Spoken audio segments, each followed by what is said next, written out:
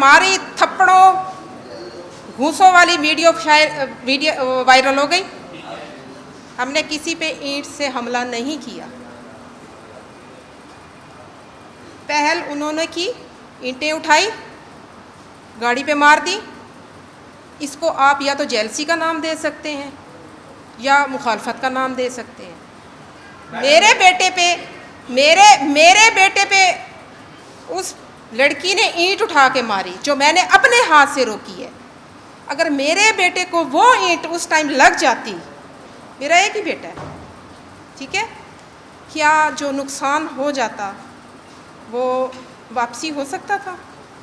ये चीज आपको वहाँ पे झगड़ा करने से पहले सोचनी चाहिए थी कि झगड़े में कभी किसी का फायदा नहीं। हम किसी से झगड़े की नियत से नहीं रुके। एक और बात जी जी, वहाँ पे सिर्फ कोई ऊपर से वीडियो बना रहा था, सिर्फ कोई बंदा नहीं था, गली में और सीसीटीवी कैमरे भी थे।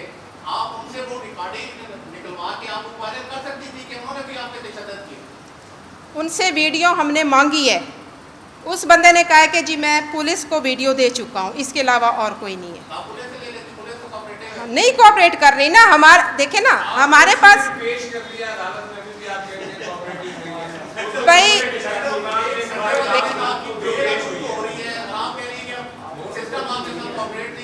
देखें जी, हम पे FIR हुई, हमें थाने पे अरेस्ट किया गया। तो देखें जी, जो उनकी एप्लीकेशन आई है उसी के मुताबिक दफात लगेंगे ना।